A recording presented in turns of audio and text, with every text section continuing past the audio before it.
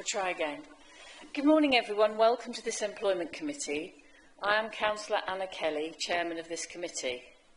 Unfortunately, today my Vice Chair isn't next to me, but I'm sure we wish her well. To my right is Joshua Mann, Democratic Officer. Welcome to all committee members, Cabinet members and officers.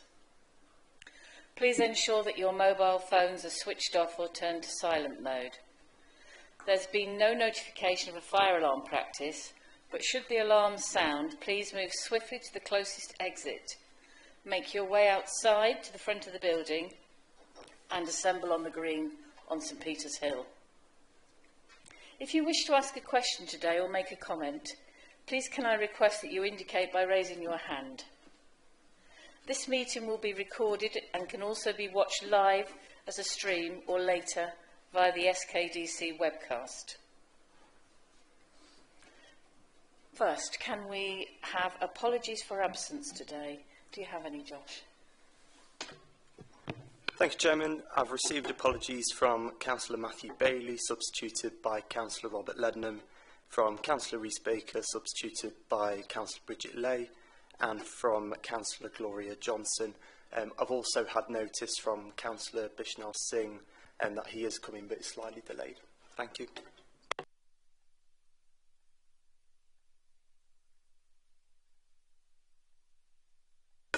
Please can I have a proposer to accept those apologies?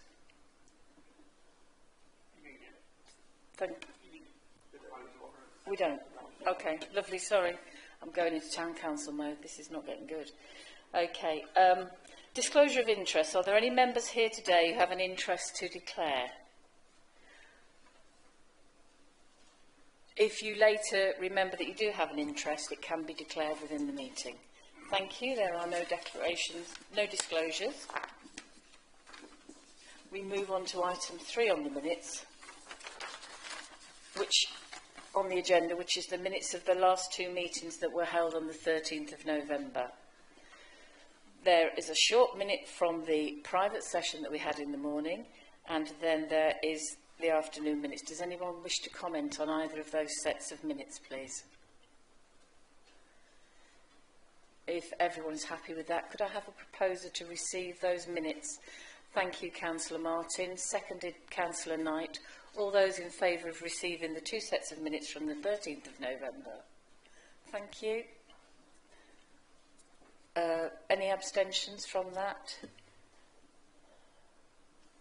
Lovely. Any against?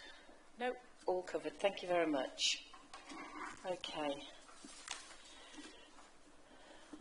We're moving on to item 4 on the agenda, which is the Gender Pay Gap Report.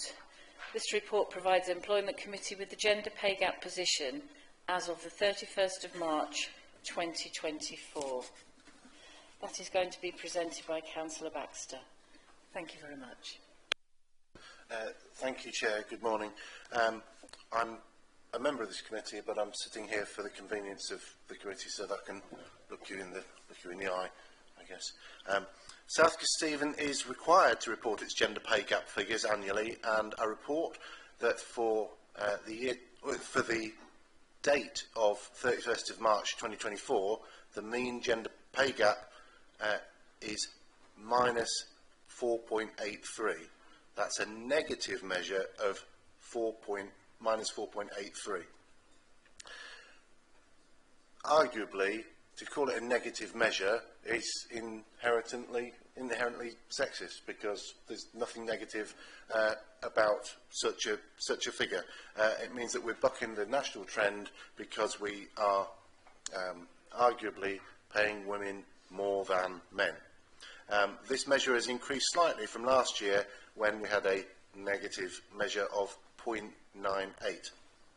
It means that, on average, women at South Kesteven District Council are paid slightly more than men. This is not uncommon, but goes against the national trend, as I've said.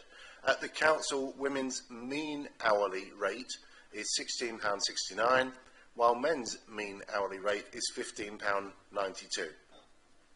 This is partly due to the Council employing a high proportion of men in the lowest pay quarter.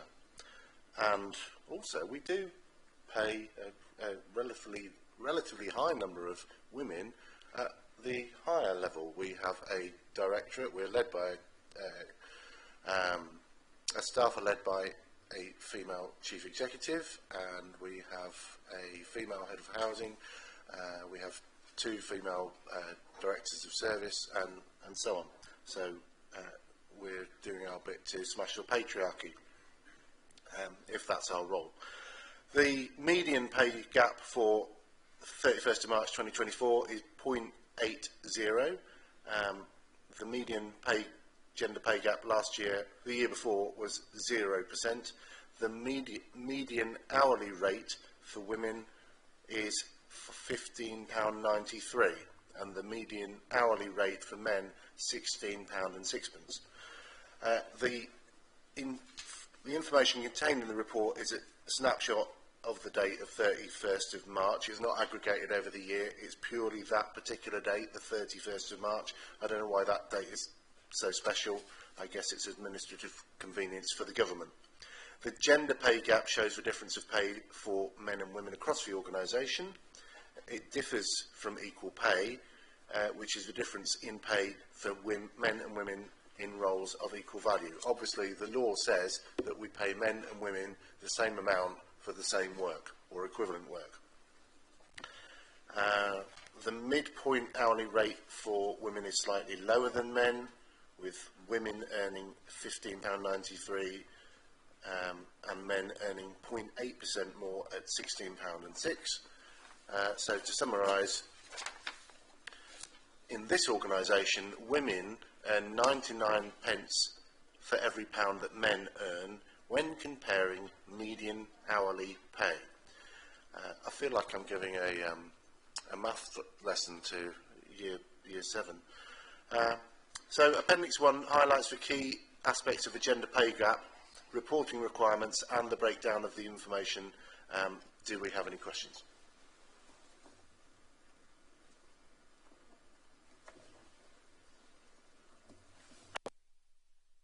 It seems there are no questions, Councillor Baxter. Did you wish to say anything else? Or? No, just that it's a jolly good thing that we have a negative gender pay gap. Lovely. Thank you very much, and thank you to the officers who compiled that report.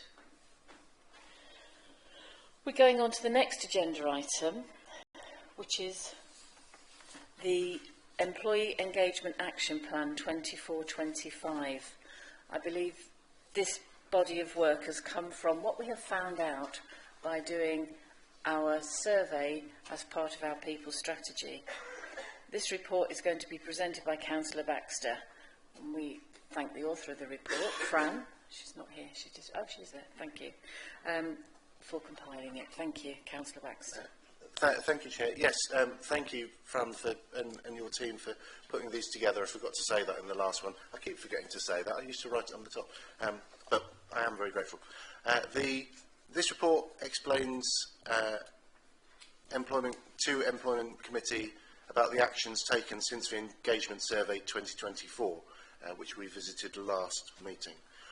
As a reminder, 85% of employees participated in the survey, which is fantastic to get an 85% response rate to any survey in any context, I think. 502 respondents.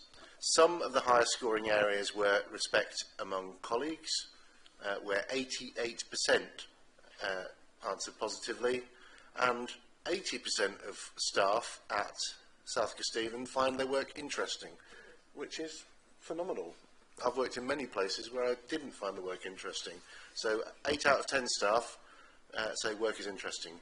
Lower scoring areas, which will become a focus of the action plan, included introducing change, working effectively between the departments.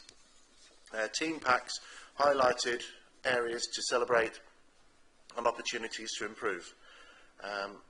And these have been shared, discussed with teams, and the action plan shown in Appendix 1 has been built on the feedback. The action plan focuses on team working, communication and change, training and development, well-being, and other areas raised by colleagues. And actions include workload reviews, manager support, career progression opportunities, and enhanced communications. Now, most of you will be familiar with most of that content, because most of you attended the People Strategy members workshop yesterday, which I thought was very amiable, very productive, and I hope that all members learn something, and maybe even officers learn some things about members as well. But bearing that in mind, I don't know if Karen or Fran want to add anything to what I've said before you ask questions, I guess. Did you want to add anything, Fran or Karen? No. I will then, Chairman. I think Thank it's you, important, the training and development that's identified in the report, but one of the things, of course, that we're all dealing with at the moment is local government reorganisation. I think it was a shock of the timing that came out of central government 10 days before Christmas to put the, if you like, the insecurity into local government, not being political in any way, but then when you've got to brief 600 staff quite quickly and reassure them that, you know, their jobs are required. And I know, working with the trade unions, that, you know, we've got a programme of briefing the team and keeping the team up to speed. And of course, I think that's also important for members as well, how things develop, and, shall we say, you know, we're still waiting on the government for the criteria. So, you know, until we understand the criteria or the rules of engagement, if you like, we are a little bit dealing in the with the blind at the moment around what the 500 will be, or if it's 300. So I think this is really important that we keep our staff on this journey with us. It's been raised by the team, it's been raised to the trade unions. Peter and I don't know if Peter wants to say something. I've done an all-staff briefing. I've been putting information in the all-staff email just to keep people briefed as much as I'm aware of. I'm extremely pleased with the results, of course. It was one of my targets, so that one set by this committee, so pleased with that. But the HR team and the senior leadership team do a fabulous job in trying to keep staff engaged and make sure one-to-ones happens, team meetings happens, briefings happen. So, no, I'm really pleased with the results and the plan now, what to do based on the findings. So, you know, it's not a fait accompli, is it? You know, it's not a standstill situation. And we've still got to keep striving. You know, morale at SKDC has moved from 32% to 58%. Fabulous. But I want to see another big jump where morale is even more positive. Although with national circumstances, I can see that being quite a tough move. But as the leader says, you know, when we've got 80% of the workforce happy in their work and they find their work interesting, you know, that's a real positive. So thank you, Chairman. Thank you for those words. I'm sure all of us here know how upsetting it can be for people when the goalposts change. They change so often in local government, and people have to get real resilience not to be upset by it. And as you say, we've made such good progress with people being happy here. I think the only confirmation that we can give our workforce is that they all provide vital roles within the society that we live in. In our community, if any group of them were not doing their job, then the community would fall apart. So we do need them all. They are all vital. And whatever happens going forward, we're going to need all those services that they provide. So thank you for encouraging them and supporting them and keeping them together. Councillor Lednam, did you want to say something? Yeah, please. Great results on these from last time, you know, when it was presented at the meeting I attended. One of the things I did want to ask is Fran, has that also had a positive an impact on the percentage of people on absentees? You knew I was going to come up with this. Because the report you provided for me is 22-23, it wasn't looking very good. I just wondered, you know, do you know off the top of your head, has this definite improvement then also had an impact on absentees? So our year-on-year overall absence levels are down on last year, so we're seeing a reduction overall. We have suffered this winter from short-term absence going up and infections, cold and flu. I think flu this year has really knocked people out, and it's come a little bit earlier than it would normally as well. So in December we saw high numbers of that. So we have had a focus recently well, we're going to have a focus on flu jabs, so that's always available to colleagues to have a free flu jab through the council, and just having the conversations around support for people and how long they need off.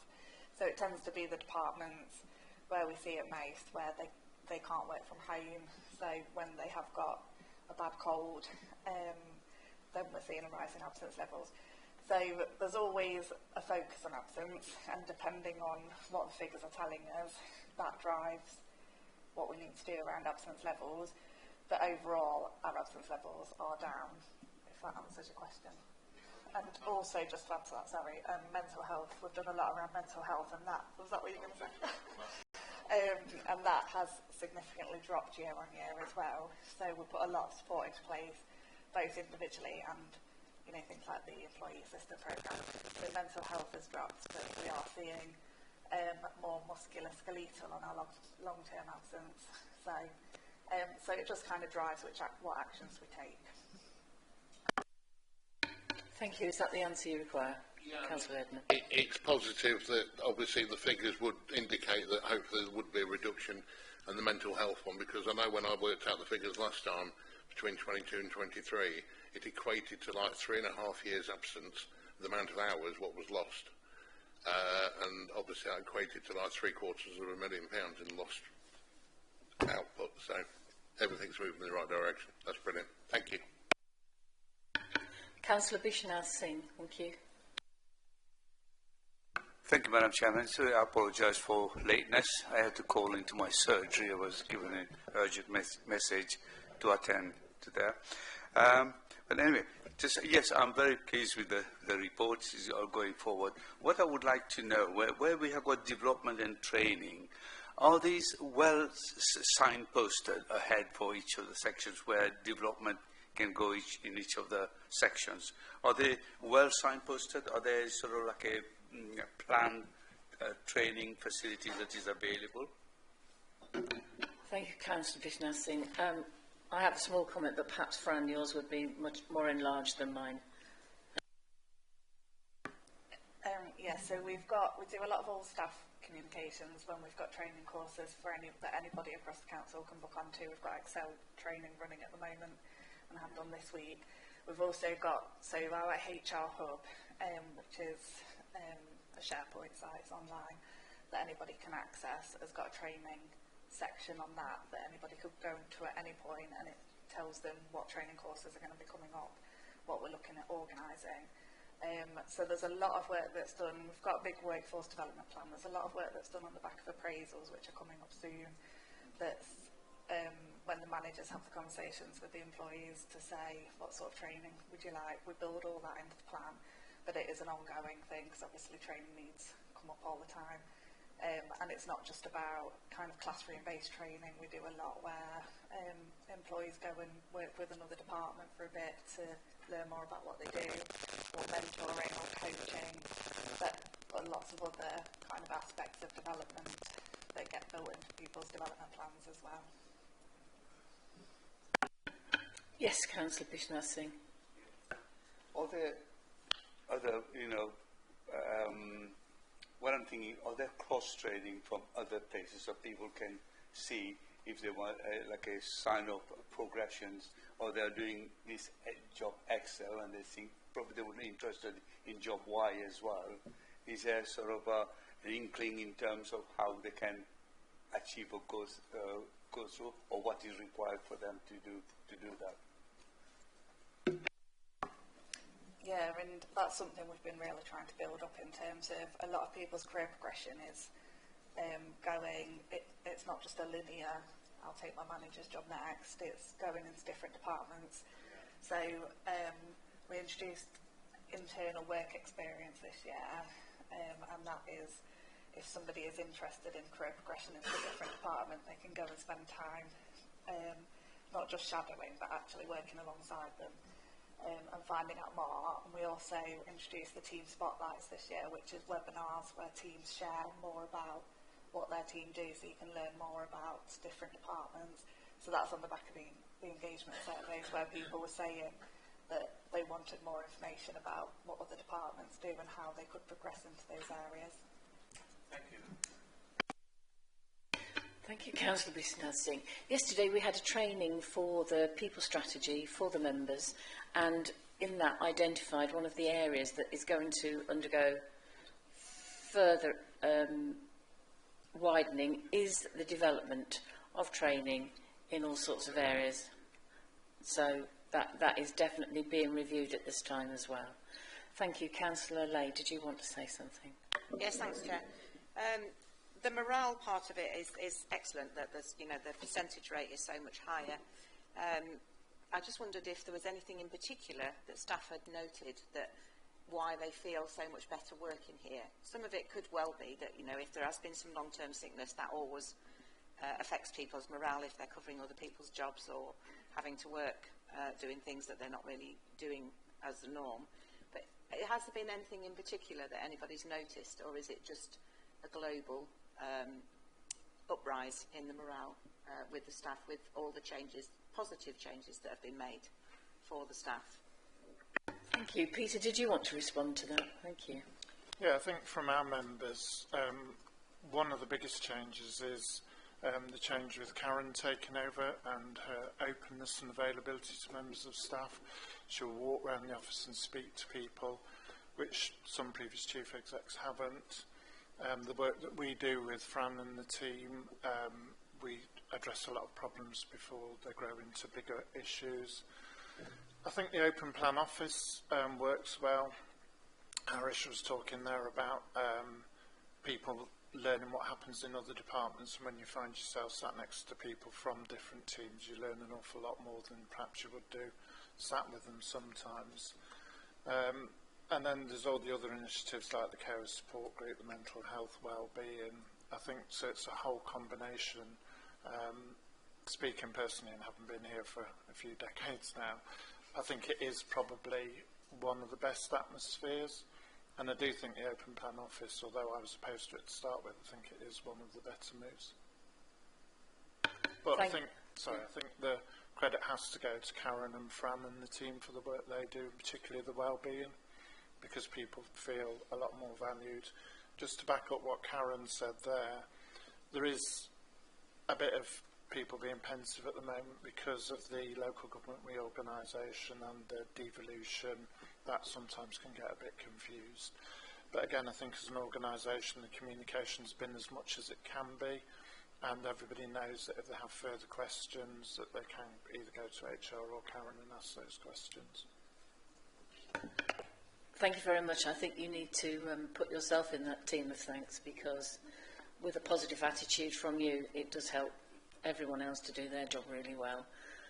I think the one thing we can say looking at this going forward in terms of the uncertainty of what's happening with the government is that we're all in this together is much nicer than that somebody's going through the organisation and jobs are going to be lost or whatever. So hopefully if they can be part of a supported mentality in terms of this change and reorganisation, that will help. Are there any more questions that anyone wanted to ask? Councillor Baxter. Thank you, Chair. Not a question, a comment. It's brilliant that we've got such a well-performing and happy team of staff. We want the same for councillors. We want to encourage councillors to become better at what they do as community representatives. And as I mentioned yesterday at the workshop, we do have a member training budget. We do have an aspiration to meet the East Midlands Council's development award code. I can't remember what it is.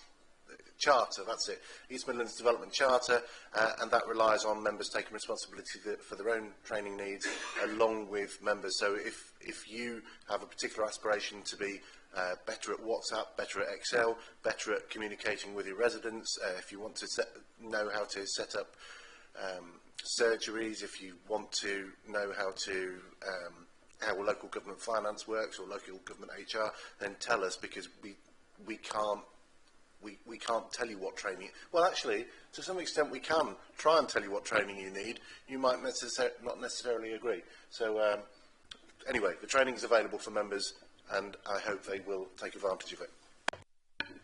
Thank you very much, Councillor Baxter. Are there any further questions? I have a question, if that's okay. I wonder, Fran, if you could help me by looking at the wellbeing page that came in the package. It did say in there that sometimes there's a high workload in some teams which can affect their wellbeing and enjoyment.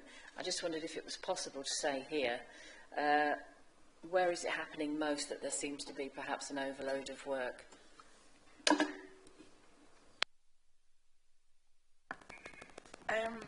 So this has come up in individual team sessions, and it's part of the individual team's action plan. So, and I can update you on those if you want to know the actual individual teams and what's in those action plans. I can update you on that afterwards. But yeah, so one of the actions that has therefore come out of it is just reviewing the workload and the priorities for those teams, and working together with the teams on that. To see what needs prioritising. Obviously, there's always adapting workloads, and so it's just having those conversations with staff to make sure that everything's achievable. Thank you for that. Thank you. Any further comments or questions before we move on? No? Lovely. Thank you. Okay. Thank you, Councillor Baxter, for presenting that.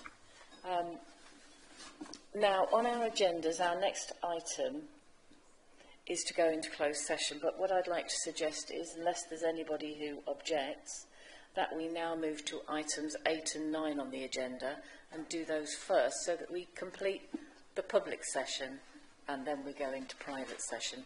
Is there anyone who has an objection to that, or shall we just move directly to what were items 8 and 9 on your agenda? That's the work programme and the any other business. Everybody happy? Lovely. Right, that is what we'll do. So the next item on our agenda is the work programme. Can you, for the work programme at the moment, we have scheduled in for March 2025 the Chief Executive's appraisal. It is an annual appraisal. We also have on that strategy that work programme, the people strategy, which was introduced again as being refreshed yesterday, and there will be updates to this, and hopefully, I think is March a time when you think, Fran, that we'll have any more on this? Or do you think it will take a little longer to bring it all together, all the ideas that we want to put into the package? So I was going to speak to you to check your view on it, but we're probably thinking the June Employment Committee for the People Strategy. I think people will need enough time. So I quite understand that the People Strategy would probably move to June. Does anyone else have any comments on that? The other item that comes up very soon is the Director's targets. When do we need to be making sure they're in the schedule? Perhaps the Chief Executive, Karen, you would guide me on that. Thank you, Chairman. I'm doing their appraisals at the same time as doing mine. If we can hit March, then great, but if not, it will be June. There'll be the meeting afterwards. Thank you. So we're looking at a bit of flexibility. It is normally June. It's normally June. I'm trying to bring it forward this year a little bit. Lovely. Thank you very much. Is there anything else that members of the committee feel we need to be looking at in terms of the work programme going forward? Anything that you'd like to see in the near or more long-term future on this work programme for the year? Councillor Baxter. It might sound obvious, but during this year it's likely that we'll have some impact from the local government reorganisation. Do we need to put that into the work plan, or are we just going to suck it and see? It would be my view that we could make reference to that on our work programme, and then any updates as they come along each time would be useful to discuss and use appropriately. What do you think, Chief Executive? Thank you, Chairman. Yeah, there'll be briefings for members anyway, and once we know the criteria, there'll be certain levels of modelling and impacts on South Kesteven. So I think it's probably a washing brief, but having something, if something needs to be reported, a reference to something from the trade unions or something around terms and conditions or alignment or whatever it is at that time, then of course I'd bring it forward to your committee. Thank you very much. Any other items for the work programme before I move on to any other business? No, thank you very much. Right, we are at any other. I don't have any other business to bring to this meeting at this time. Yeah. Does anyone have anything before I have a close for the business? Okay, lovely. There is no item from the floor. But I think that we're all very aware that this is the last time that we'll see Fran for a little while, because she is going to start her maternity leave before we meet again as an employment committee. I know that her contributions to everything we do here at Employment Committee have been absolutely invaluable. I don't know what we would have done without her and the team that surround her. I know she has got a great team, but I'm sure that they are going to miss Fran just even more than we are, because on a daily basis she's there. She has an answer, a solution for just most things that crop up in a very calm way. We have all benefited from her experience and her expertise, and that is the reason why we just can't wait for you to come back. So do have a great maternity leave. I hope everything goes really well for you and it's a great family time and you can really enjoy it. But don't forget us, and please be nice to see you again very soon. Thank you very much.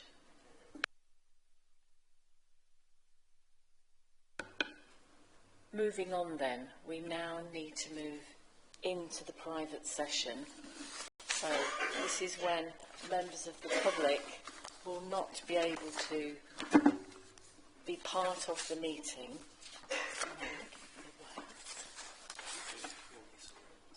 Oh, right, thank you. So we will be ceasing to record this in a few moments. We will have to exclude the press and the public. I've lost it, Josh. Right, thank you. I would like to move from the chair that the press and public will be excluded during discussion of the following agenda item because of the likelihood that information is exempt under paragraph 1 and 2 of Schedule 12A of the Local Government Act 1972, as amended, would be disclosed to them. Please can I check that I have a seconder for the exclusion of the press and public? Thank you, Councillor Bishnar Singh. All those in favour, please raise your hands. Thank you. Unanimous.